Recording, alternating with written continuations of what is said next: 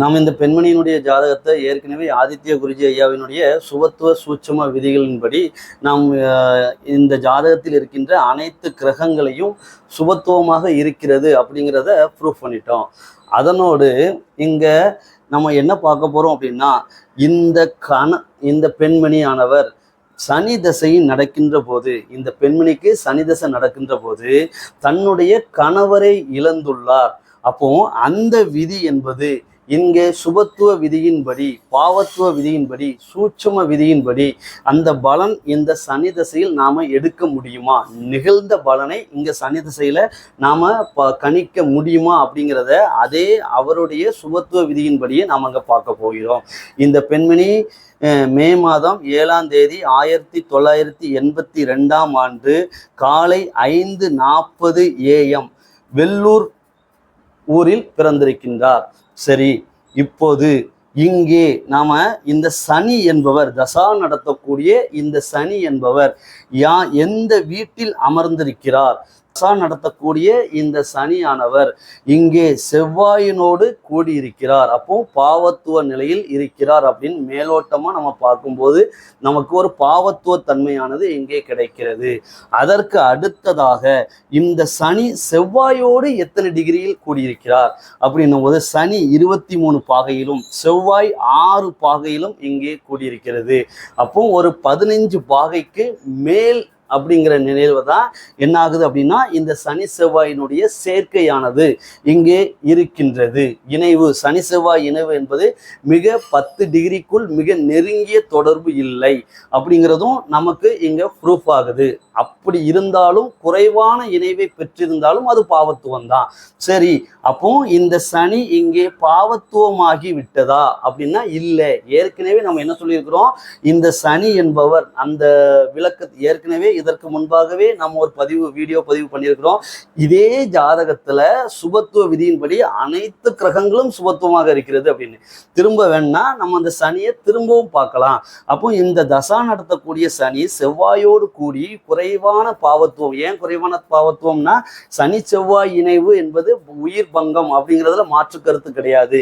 அது ஏன் அப்படின்னா, ஒரு மனிதன் தன்னுடைய ஜாதகத்தின்படி 12 பாவங்களை எப்படி கடக்கிறான் அப்படிங்கிறதுல 8இல் 9 கடக்கும் மானிடன் பாக்கியவான் அப்படின்னு நம்ம சொல்லியிருக்கிறோம் ஏற்கனவே பாரம்பரிய விதியின்படி. ஏன் 8 என்பது இங்கே ஆயுளையும் குறிக்கக்கூடியது, சனியை குறிக்கக்கூடியது. 9 என்பது உடலை குறிக்கக்கூடியது, இங்கே பாக்கியம் என்கின்ற செவ்வாயை குறிக்கக்கூடியது. அப்போ 8இல் 9 கிடைக்கின்றவன் இங்கே அப்போ என்ன வந்துடும், சனி வந்துடும்.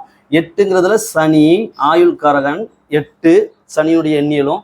இங்கே செவ்வாய், அடுத்தது உடலை குறிக்கக்கூடியது, அதே போல 9 என்ற பாக்கியம். அப்போ 8இல் 9 கிடைக்கின்ற ஒரு மானுடன் பாக்கியவான். அவனே 9ஆம் பாவகத்திற்கு செல்கிறான், பாக்கியத்திற்கு அடி வைக்கிறான், அப்படி பாக்கிய பாவகத்திற்குள் செல்கிறான் அப்படிங்கிறத நம்ம ஏற்கனவே பதிவு செஞ்சிருக்கிறோம்.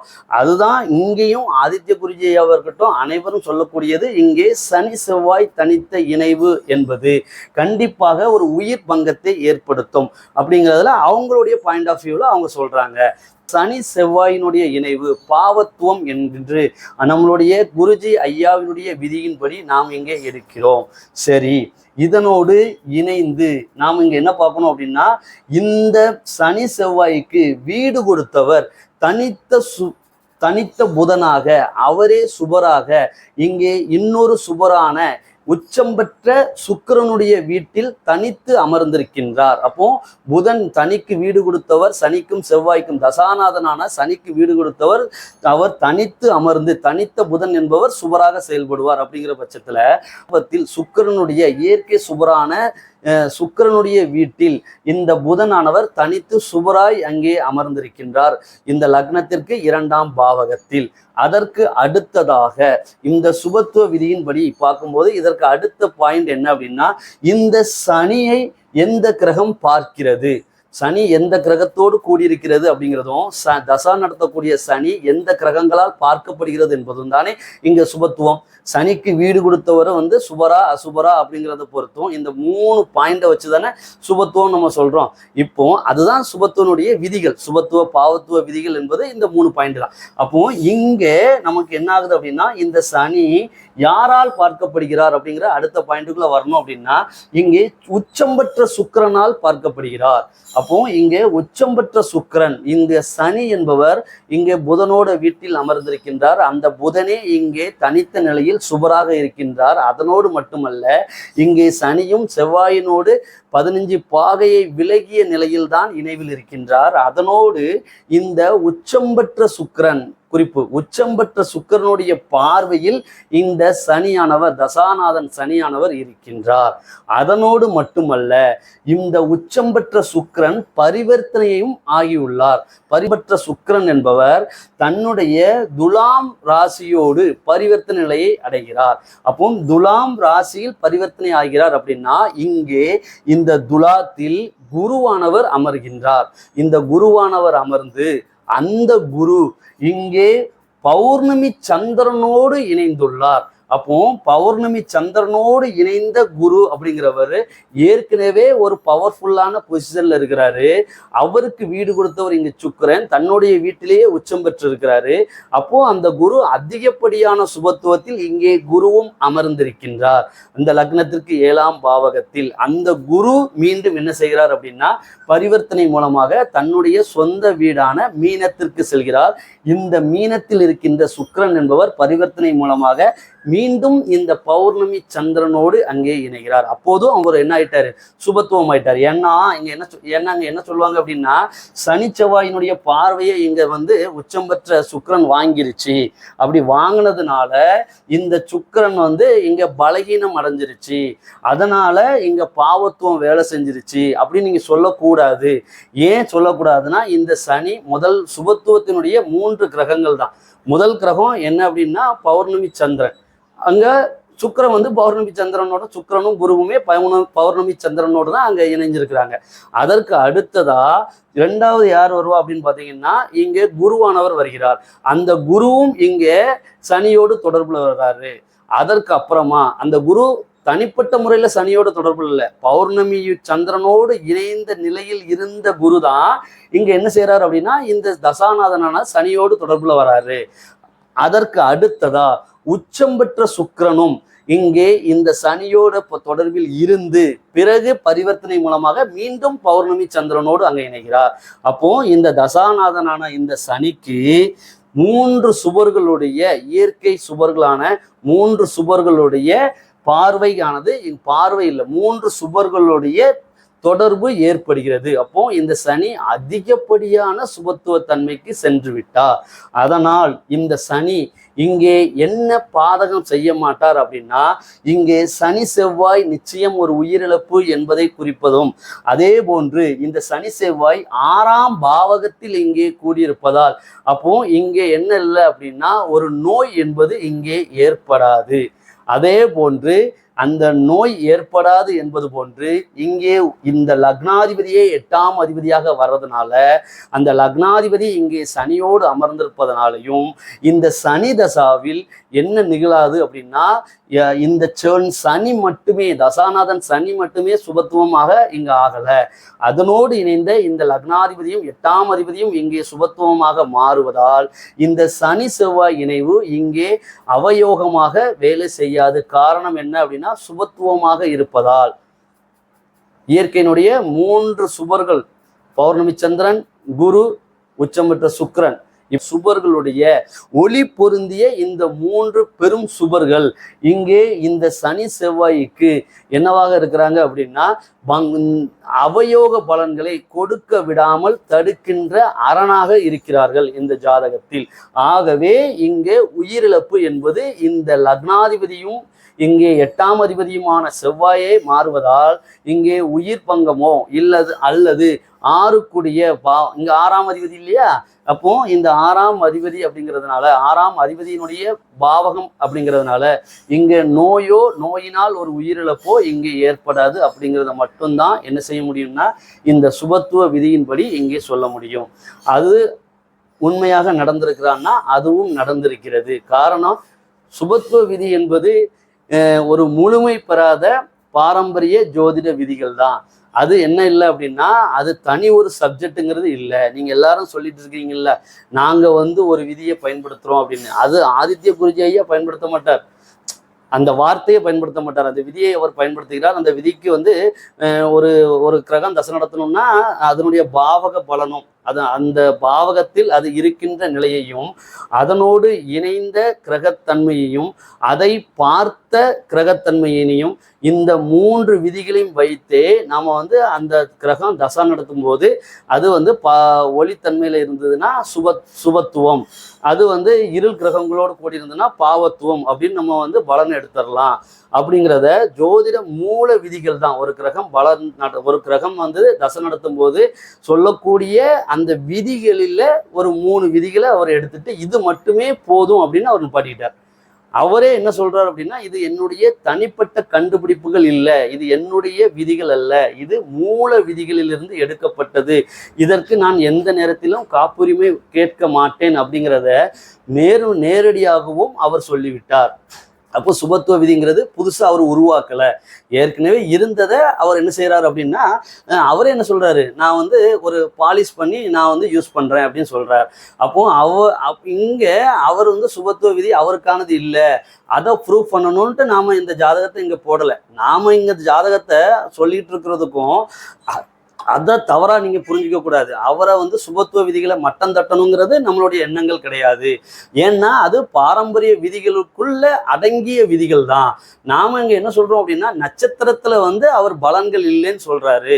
ஆனா இந்த ஜாதகத்தின்படியும் எந்த ஜாதகத்தின்படியும் நட்சத்திரத்தின்படி நாம் ஒரு கிரகம் தசா நடத்துகின்ற போது அந்த கிரகம் வாங்கிய நட்சத்திரத்தை பொறுத்து அந்த நிகழ்வுகள் எப்போது எங்கே என்ன நிகழ்வு நடக்கும் அப்படிங்கிறத நாம் தீர்மானிக்க முடியும், நாம் கண்டுபிடிக்க முடியும் அப்படின்னு நம்ம சொல்றோம். ஆதித்ய குருஜி ஐயாவினுடைய அவருடைய பாயிண்ட் ஆஃப் வியூல அவருடைய வார்த்தையின்படி பார்க்கின்ற போது, நம்முடைய குருநாதனுடைய வார்த்தையின்படி பார்க்கின்ற போது, ஒரு கிரகம் வந்து தசை நடத்துகிறது அப்படின்னா அந்த கிரகம் எந்த நட்சத்திர சாரத்தில் அமர்ந்திருக்கிறது அப்படிங்கிறத எதை சுட்டி காட்டுகிறது அப்படின்னா, அந்த வாகனம் எந்த பகுதியில் எங்கே வந்து கொண்டிருக்கிறது அப்படிங்கிறத பார்க்கறதுக்கு மட்டும்தான் இந்த நட்சத்திர சாரம் என்பது தசாநாதனுக்கு உதவுகிறதே தவிர்த்து, தசா நடத்தக்கூடிய கிரகத்திற்கு உதவுகிறதே தவிர்த்து மற்றபடி எந்த பலன்களும் இல்லை அப்படின்னு அவர் சொல்றார். ஆனா அப்படி இல்லை குருஜி ஐயா. இது வந்து எப்படின்னா, அந்த வாகனம் எந்த இடத்தில் எந்த நேரத்தில் குடை சாயும், அந்த வாகனம் எந்த நேரத்தில் விபத்திற்குள்ளாகும், அந்த வாகனம் எந்த நேரத்தில் விபத்திலிருந்து விபத்தில் இருந்து அல்லது அந்த விபத்துக்குரிய ஒரு அபாய வளைவுகளையும் அந்த அபாய பாதைகளையும் தாண்டி சேஃப் சோனுக்கு வரும் அப்படிங்கிறதையும் பார்க்கறதுக்குத்தான் இந்த நட்சத்திர சாரங்கிறது பயன்படுத்தப்படுகிறது. ஒரு கிரகம் தசா நடத்துகின்ற போது நீங்க சொல்ற மாதிரி அந்த வாகனம் எங்கே வந்து கொண்டிருக்கிறது என்பதை மட்டும் அது சொல்றதில்லை.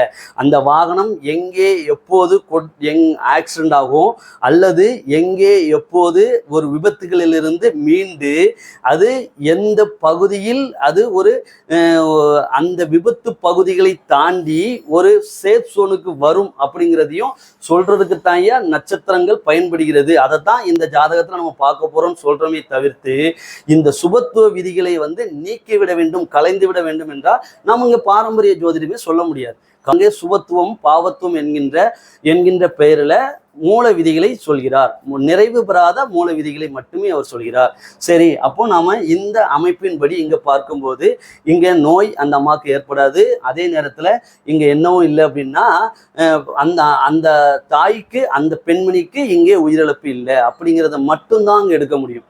ஏன்னா இந்த சுபத்துவ பாவத்துவ விதிகள் என்பது ஒரு பெண்கள் பயன்படுத்தப்படுகின்ற ஒரு 2 வீலர் வாகனத்தை உதாரணமா வச்சுக்கோங்க. அந்த 2 வீலர் வாகனம் அப்படிங்கிறது ஒரு ஸ்கூட்டி பெப்புன்னு வச்சுக்கோங்களேன். சரி, அந்த வாகனத்தை இங்கே ஒரு கையால், நீங்க ஓட்டுநரை ஜோதிடர்னு வச்சுக்கோங்க, அப்போ அந்த ஒரு கையால் அந்த வாகனத்தை, அதாவது அந்த ஜாதகத்தை ஒரு கையால் பிடித்து கொண்டு, அந்த ஆசிலேட்டரை மட்டுமே வலது கையால் பிடித்து கொண்டு, இடது கையில் உங்களுடைய அந்த ஜாதக பலன் என்கின்ற அந்த குழந்தையை வைத்துக்கொண்டு நீங்கள் டிராவல் செய்வது போன்று, நீங்கள் பயணம் செய்வது போன்று, நீங்கள் அந்த வாகனத்தை இயக்கி செல்வது போன்று நீங்கள் இந்த ஜாதகத்தை சுபத்துவ சூட்சும விதிகளின்படி இயக்கி செல்கிறீர்கள். இங்கே எந்த ஒரு விபத்துகளும் எந்த ஒரு விபத்துகளும் அந்த ஜாதகம் குறிப்பிடவில்லை என்றால், எந்த ஒரு விபத்துகளும் அங்கே நடக்கவில்லை என்றால், இந்த விதியானது சரியானதாகவே இருக்கும். ஐயாவினுடைய என்னுடைய குருநாதரும் இந்த ஜோதிடத்தை அடிப்படையான 10 பொருத்த சொன்னல, 10 பொருத்தத்தை உடைச்சவர் ஆதித்ய குருஜி ஐயா தான். அதுல மாற்று கருத்துலாம் கிடையாது. சரிங்களா? அவர் நட்சத்திரத்துல பலன் இல்லைன்னு சொல்றாரு. அதை மட்டும்தான் நம்ம பேசிட்டு இருக்கிறோமே தவிர்த்து வேற எந்த கான்செப்டும் நமக்கு, வேற எந்த ஒரு காழ்ப்புணர்ச்சியும் எதுவுமே நமக்கு கிடையாது. தசா நடத்தக்கூடிய இந்த சனியானது இங்க யோகமாக இருந்து அனைத்து பலன்களையும் இங்க பாவத்துவமாக முதலில் இருந்தாலும், குறைந்த அளவு பாவத்துவமாக இங்கே இந்த சனி குறைந்த அளவு பாவத்துவமாக இருந்தாலும், இந்த சனியானது என்ன பண்ணல அப்படின்னா, இந்த லக்னத்திற்கு ஆயுளை பங்கப்படுத்தல, இந்த ஜாதகிக்கு ஆயுளை பங்கப்படுத்தலை, சுபத்துவ விதியின்படி நமக்கு பார்த்துட்டோம்.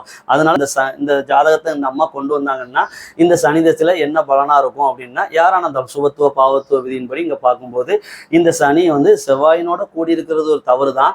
இருந்தாலும் என்ன அப்படின்னா, நெருங்கிய பாகை தொடர்புல இல்லை. அதனோடு மட்டுமில்ல, அந்த சுக்கிரனுடைய உச்சம் பெற்ற ஒளி பொருந்திய சுக்கிரன், உச்சம் அப்படின்னாலே ஒளி அதிகம் தானே, அப்போ அந்த ஒளி பொருந்திய சுக்கிரனுடைய பார்வையில் இருக்கிறாரு. அதனோடு மட்டுமல்ல, அந்த பௌர்ணமி சந்திரனோடு இணைந்த அந்த இணைவு பெற்ற அந்த குருவினுடைய ஒளி பொருந்திய தன்மையில் இருக்கக்கூடிய அந்த குருவே இங்க பரிவர்த்தனையாகி அந்த குருவினுடைய தொடர்பினையும் இந்த சனி என்பவர் இங்க பெறுறாரு. அதனோடு மட்டுமல்ல, உச்சம் பெற்ற சுக்கிரனும் பரிவர்த்தனை மூலமா அந்த இங்க உச்சம் பெற்ற சுக்கிரனும் பரிவர்த்தனை மூலமாக அந்த பௌர்ணமி சந்திரனோடே அங்கு கூடுவதால், பௌர்ணமி சந்திரன், ஆட்சி பெற்ற குரு, உச்சம் பெற்ற சுக்கிரன், இந்த 3 பேர்களுடைய தொடர்பையும் பெற்ற இந்த சனி தசை உனக்கு ஆயுள் பங்கத்தை ஏற்படுத்தாதுமா. அதே ஏன் ஆயுள் பங்கத்தை ஏற்படுத்தா, லக்னாதிபதியும் 8ஆம் அதிபதியும் அப்படிங்கிறதுனால, இந்த செவ்வாய் அப்படிங்கிறதுனால ஆயுள் பங்கம் உனக்கு இல்லைம்மா, உனக்கு நோய் தொந்தரவுகள் இல்லைம்மா, நீ நல்லா இருப்ப, நீ போமா. உனக்கு என்ன இருக்கும், 10, 11க்கு அதிபதி செவ்வாய் சனிங்கிறதுனால, 10, 11க்கு அதிபதி சனிங்கிறதுனால உனக்கு என்னவாக இருக்கும் அப்படின்னா, உனக்கு ஒரு தொழில்ங்கிறது இங்கே நடக்கும். உன்னுடைய கணவன் உனக்கு இங்கே ஒரு தொழிலும், அதே நேரத்தில் அந்த தொழிலினால் உனக்கு லாபங்களும் இங்கே நடக்கும். அந்த தொழில் எதுவாக இருக்கும் அப்படின்னா, சனி செவ்வாய் சம்பந்தப்பட்ட அந்த தொழிலாக உனக்கு இங்க அமையும். அது ஏன்னா இந்த சனி செவ்வாய்ங்கிறவர் 3 முதல்நிலை சுபர்களால் இங்கே தொடர்பு பெற்றிருக்கிறதுனால ஒரு கட்டடத்துறைன்னு சொல்லிடலாம். உன்னுடைய கணவரோ ஏன்னா கணவர் தானே இங்க குறிக்கக்கூடிய 7ஆம் பாவகத்துக்கு அதிபதி சுக்கிரன் தானே.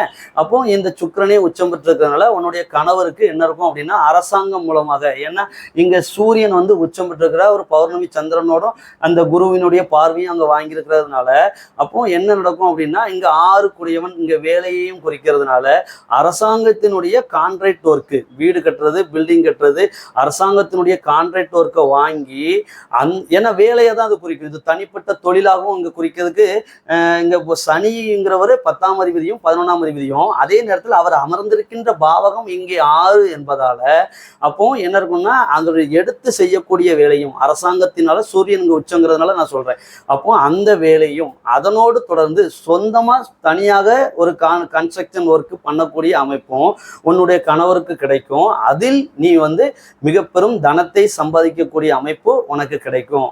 போயிட்டு வா அப்படின்னு சொல்லிடுவாங்க. உண்மைதானே? இதுல ஏதாவது தவறா நான் ஏதாவது சொல்றேன்னா நீங்க சொல்லுங்க. ஏன் அப்படி இல்லைன்னா, மகா தனயோகம் இங்க வேலை செய்யுது.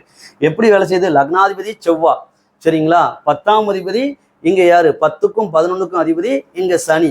அதனோடு கூடி இங்க யார் இருக்காரு அப்படின்னா, 9ஆம் அதிபதி குரு. அந்த குரு அப்போ இங்க என்ன வராரு? லக்னாதிபதி கனெக்ட் ஆகுறாரு. அப்போ இங்க என்ன ஆகுறாரு? லக்னாதிபதி கனெக்ட் ஆகுறாரு. அதுக்கு அப்புறமாட்டு இங்க முக்கியமாக சொல்லக்கூடிய இங்க 2ஆம் அதிபதியான சுக்கிரன் கனெக்ட் ஆகுறாரு. அதனோடு மட்டுமல்ல, இங்கே 9ஆம் அதிபதியும் கனெக்ட் ஆகுறாரு. அதனோடு மட்டுமல்ல, இங்கே 10 மற்றும் 11ஆம் அதிபதி. அப்போ ஒரு மகா தன யோகத்திற்கான அனைத்து கிரகங்களும் இங்க கனெக்டிவ் ஆகுது.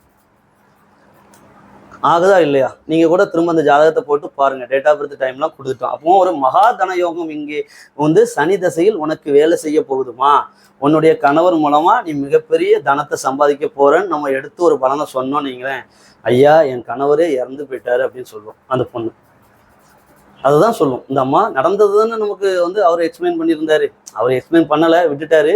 ஆனால் நமக்கு இப்போ வந்து மகாதன யோகங்கள்லேருந்து அனைத்தும் செயல்படுவதற்கான அமைப்பு இங்கே இருக்குது.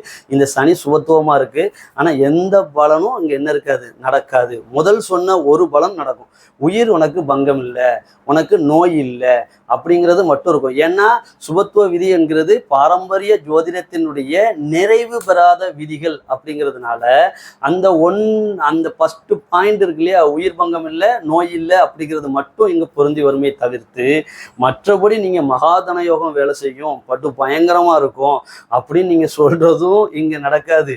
அதே நேரத்தில் இந்த சனி தசை ரொம்ப அருமையாக இருக்குது. அப்படி இருப்பார் கணவர், எப்படி இருப்பாருன்னா அந்த அம்மா கோபத்தில் எந்திரிச்சு அடித்தாலும் அடிச்சிடும் அந்த அளவுக்கு. ஆனால் இந்த சுபத்துவ பாவத்துவ விதிகளின்படி நாம் இங்கே இதை தான் சொல்ல முடியுமே தவிர்த்து வேறு பலன்கள் இங்கே சொல்ல முடியாது. சரி.